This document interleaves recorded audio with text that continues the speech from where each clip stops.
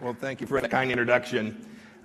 It reminded me when I was going through my confirmation process, they were chasing down all the people I'd known my whole life, and they found one of the young men who played basketball with me at Los Amigos, and his quote was, they asked how good I was, and he said, well, he made the most of what he had.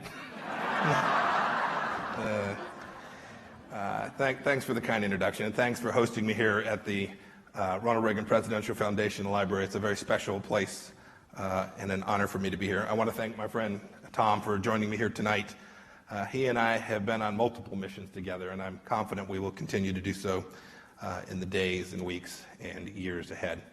And it's great to see Governor Wilson here. Voted for you a couple times, a long time ago. And I know we have many members of the Iranian American community with us this evening. This is just a fraction of the 250,000 Iranian Americans in Southern California alone. We have many Iranian American guests from all across the United States here as well. Thank you.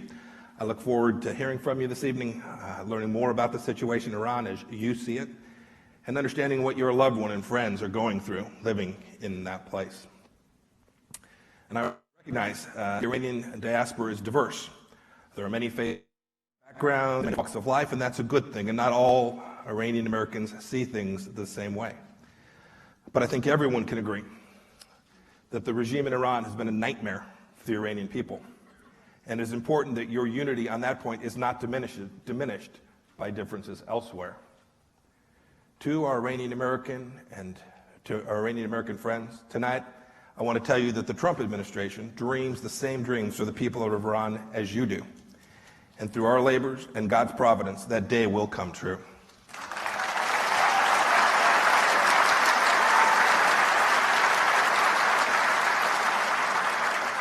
Next year will mark the 40th anniversary of the Islamic Revolution in Iran. As I'll spell out more in a moment, the 40 years of fruit from the revolution has been bitter.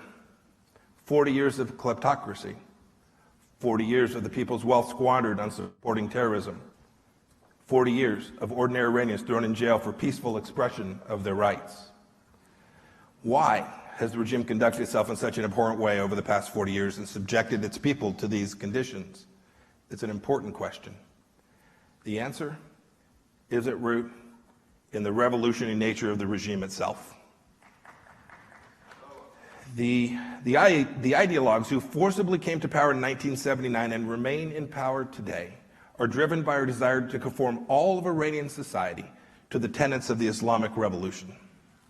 The regime is also committed to spreading the revolution to other countries, if by force, if necessary. The total fulfillment of the revolution at home and abroad is the regime's ultimate goal. It drives their behavior. Thus, the regime has spent 4 decades mobilizing all elements of the Iranian economy, foreign policy, and political life in service of that objective. To the regime, prosperity, security, and freedom for the Iranian people are acceptable casualties in the march to fulfill the revolution. Economically, we see how the regime's decision to prioritize an ideological agenda over the welfare of the Iranian people has put Iran into long-term economic tailspin.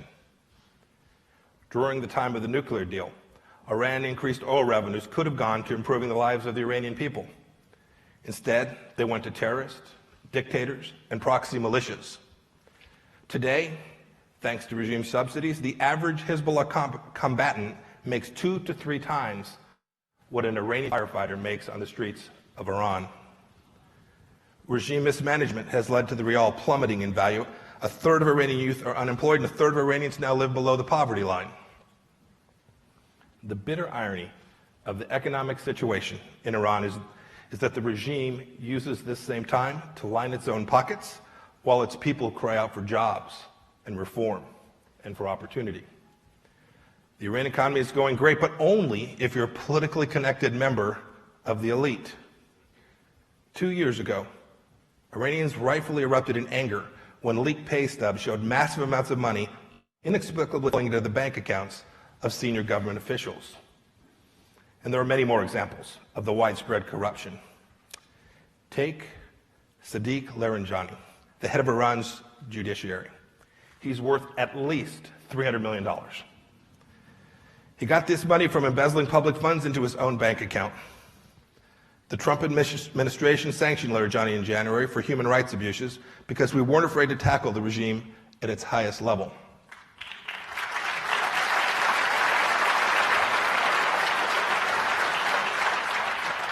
Call me crazy, you won't be the first, but I'm a little skeptical that a thieving thug under international sanctions is the right man to be Iran's highest-ranking judicial official. Former IRG officer and Minister of Interior Sadiq Masouli is nicknamed the Billionaire General. He went from being a poor IRGC officer at the end of the Iran-Iraq War to being worth billions of dollars. How'd that happen? He somehow had a knack for winning lucrative construction and oil trading contracts from businesses associated with the IRGC. Being an old college buddy of Mahmoud Ahmadinejad just might have had something to do with it as well. The Ayatollahs are in on the act too. Judging by their vast wealth, they seem more concerned with riches than religion. These hypocritical holy men have devised all kinds of crooked schemes to become some of the wealthiest men on earth while their people suffer. Grand Ayatollah Makaram Shirazi is known as the Sultan of Sugar for his illicit trading of sugar, which has generated over $100 million for him. He's pressured the Iranian government to lower subsidies to domestic sugar producers while he floods the market with his own, more expensive imported sugar. This type of activity puts ordinary Iranians out of work. Another Ayatollah, one of Tehran's Friday leaders for the past 30 years, had the government transfer several lucrative mines to his foundation. He too is now worth millions of dollars. And not many people know this, but the Ayatollah Khamenei has his own personal, off-the-books hedge fund called the Setad, worth $95 billion with a B dollars. That wealth is untaxed, it is ill-gotten, and it is used as a slush fund for the IRGC. The Ayatollah fills his coffers by devouring whatever he wants. In 2013, the Setad's agents banished an 82-year-old Baha'i woman from her apartment and confiscated the property after a long campaign of harassment. Seizing land from religious minorities and political rivals is just another day at the office for this juggernaut that has interest in everything from real estate to telecoms to ostrich farming. All of it is done with the blessing of Ayatollah Khamenei. You know, this list goes on, but we've got places to go tonight. The level of corruption and wealth among Iranian leaders shows that Iran is run by something that resembles the mafia more than a government. On foreign policy, the regime's mission of exporting the revolution is to produce a decades-long campaign of ideologically motivated violence and destabilization abroad. Assad, Lebanese Hezbollah, Hamas, Shia militant groups in Iraq, and the Houthis in Yemen feed on billions of regime cash, while the Iranian people shout slogans like, "Leave Syria, think about us." Our partners in the Middle East are plagued by Iranian cyber attacks and threatening behavior in the waters of the Persian Gulf. The regime and its allies in terror have left a trail of dissident blood across Europe and the Middle East. Indeed, our European allies are not immune to the threat of regime-backed terrorism. Just earlier this month, an Iranian diplomat based in Vienna was arrested and charged with supplying explosives for a terrorist bomb scheduled to bomb a political rally in France. This tells you everything you need to know about the regime. At the same time, they're trying to convince Europe to stay in the nuclear deal. They're covertly plotting terrorist attacks in the heart of Europe. And because fighting the United States and destroying Israel is at the core of the regime's ideology, it has committed and supported many acts of violence and terrorism against both countries and our citizens. As just one example, well over 1,000 American service members have been killed and wounded in Iraq from Iranian-made IEDs. Today, multiple Americans are detained and missing inside of Iran. Bakr Namazi, Siamak Namazi, Xiu Wang are unjustly held by the regime to this day, and Bob Levinson has been missing in Iran for over 11 years. There are others too, and we in the Trump administration are working diligently to bring each of those Americans home for having wrongfully detained for far too long.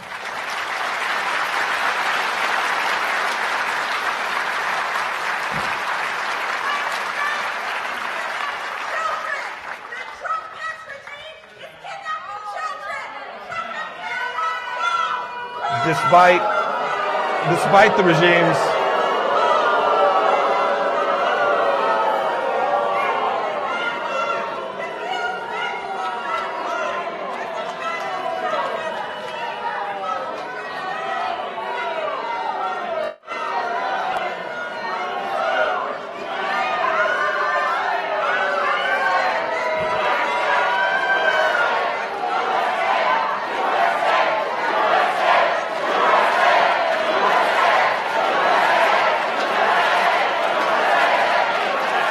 Thank you.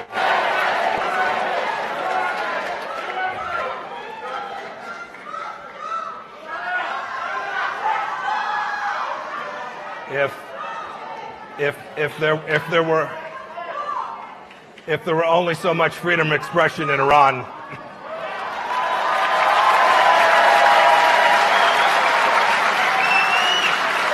you know, despite the regime's clear record of aggression, America and other countries have spent years straining to identify a political moderate. It's like an Iranian unicorn. The regime's revolutionary goals and willingness to commit violent acts haven't produced anyone to lead Iran that can be remotely called a moderate or a statesman. Some believe that President Rouhani and Foreign Minister Zarif fit that bill. The truth is, they're merely polished frontmen for the Ayatollah's international con artistry. Their nuclear deal didn't make them moderates, it made them wolves in sheep's clothing.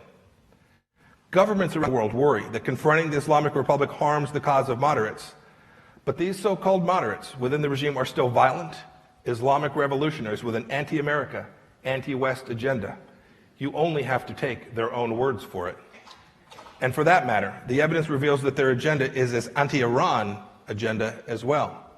The regime's absolute adherence to the Islamic revolutions mean it cannot endure any ideas in the Iranian society that would contradict or undermine it, unlike we just did here this evening.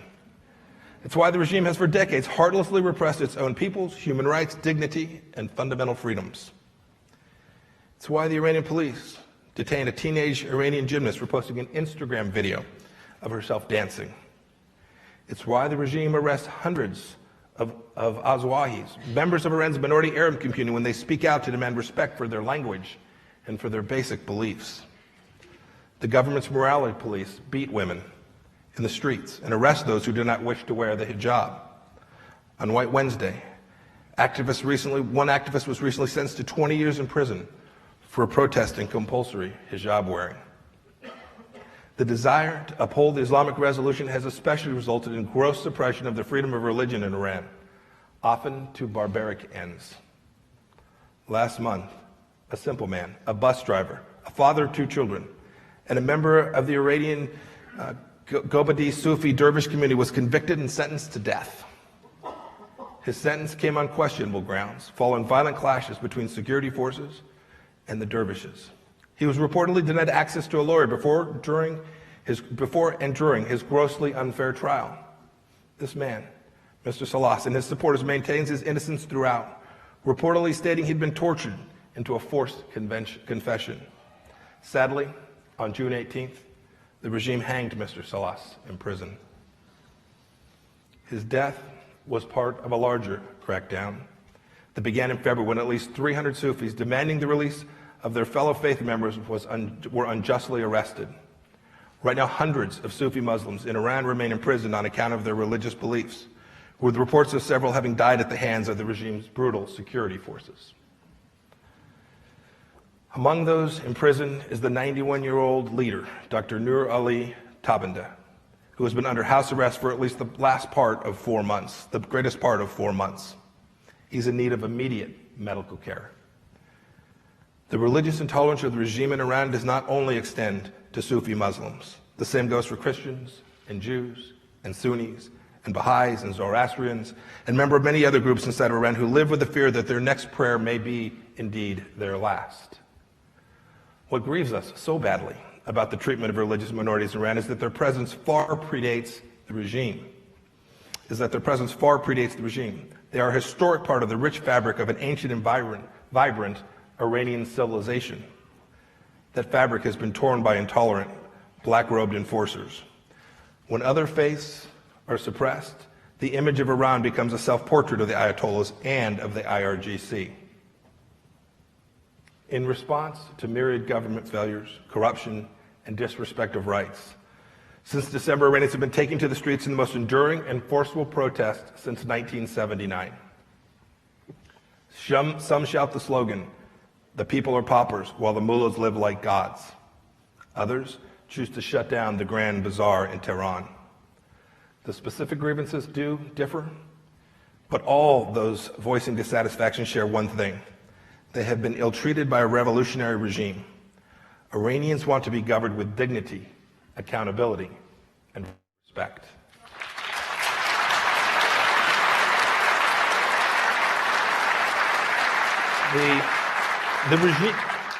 This is important. The regime's brutal response to these peaceful protests reflects the intolerance that its revolutionary worldview has produced. Last January, the regime welcomed in the new year with the arrest of up to 5,000 of its own people. They were peacefully calling for a better life.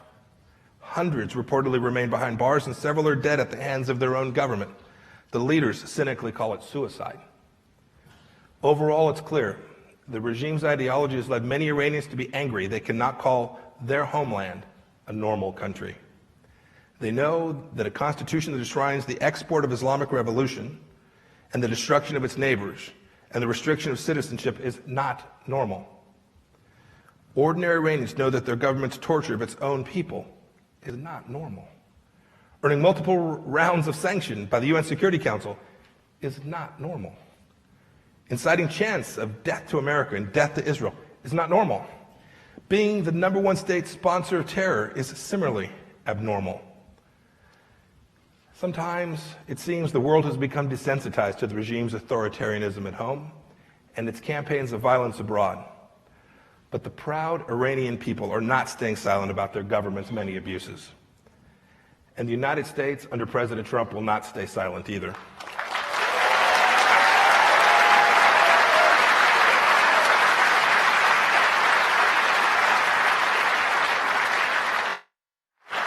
In light of these protests and 40 years of regime tyranny, I have a message for the people of Iran. The United States hears you.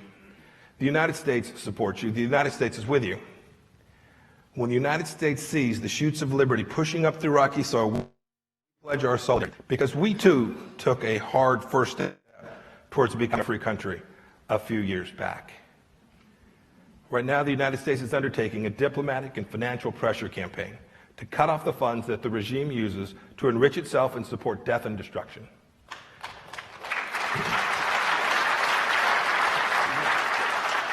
We have an obligation to put maximum pressure on the regime's ability to generate and move money, and we will do so. At the center of this campaign is the reimposition of sanctions on Iran's banking and energy sectors. As we've explained over the last few weeks, our focus is to work with countries importing Iranian crude oil to get imports as close to zero as possible by November 4th. Zero.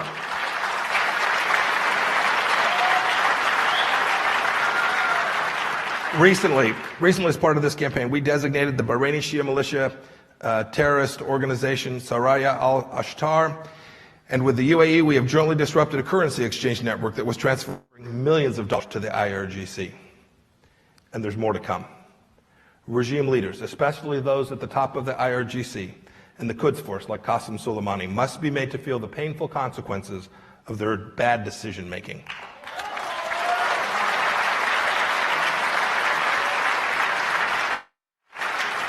We are asking every nation who is sick and tired of the Islamic Republic's destructive behavior to join our pressure campaign. This especially goes for our allies in the Middle East and Europe, people who have themselves been terrorized by the violent regime's activity for decades. And you should know that the United States is not afraid to spread our message on the airwaves and online inside of Iran either. For 40 years, the Iranian people have heard from their leaders that America is the great Satan. We do not believe they're interested in hearing the fake news any longer. Today, 1 in 4 Iranians, 14 million people, watches or listens to U.S. government broadcasts each week. And it's more important than ever now to refute the regime's lies and repeat our deep desire for friendship with the Iranian people. Right now, Our U.S. Broadcasting Board of Governors is taking new steps to help Iranians get around internet censorship as well. The BBG is launching a new 24/7 Farsi language TV channel. It will span not only television, but radio, digital, and social media format, so that the ordinary Iranians inside of Iran and around the globe can know that America stands with them.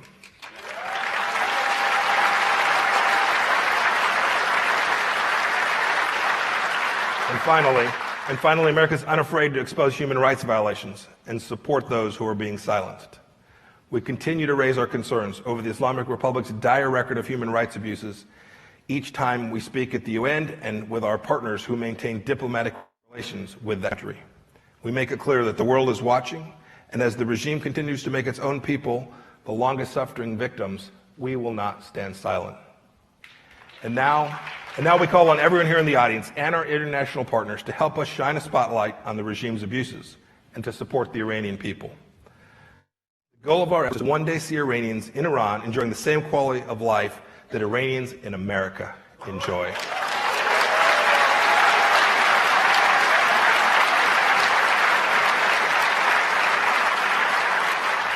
Iranians in America enjoy all the freedoms secured by their government, not trampled by it. They're free to pursue economic opportunities they believe are best for them and their families, and they can be proud of their country and practice their faith in the way they desire.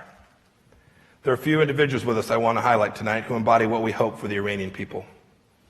Goli Amiri came to the United States as a freshman at Stanford and has founded successful companies and has served at the State Department and at the UN. Susan Azadeh was forced to leave everything behind and come here in 1979. Today, she is the leader of the Iranian American Jewish Federation.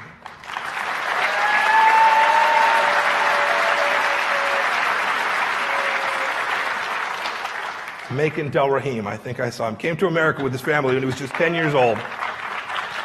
He's now the Assistant Attorney General at the Department of Justice. Quite amazing.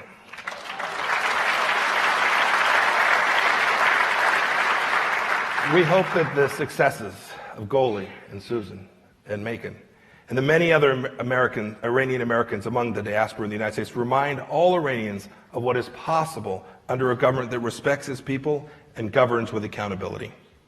Iranians should not have to flee their homeland to find a better life.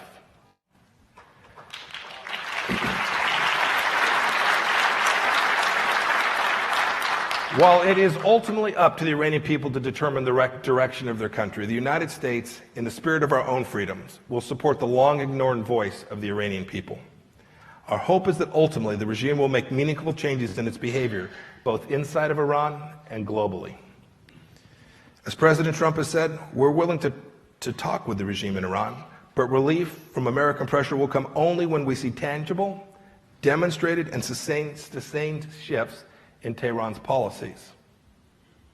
I thought I'd close tonight in a perfectly appropriate way by invoking the words of a man who routinely made the case for freedom and respect, far more eloquently than I ever could, President Ronald Reagan.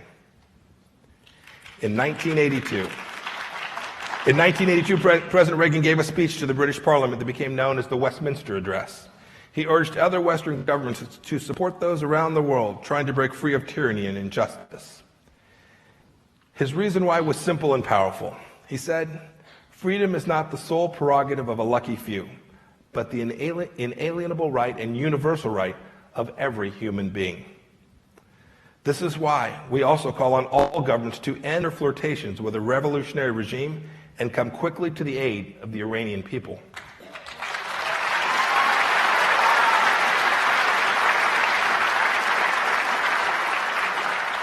On that same day, in those same remarks, President Reagan said, "Let us ask ourselves, what kind of people do you think we are?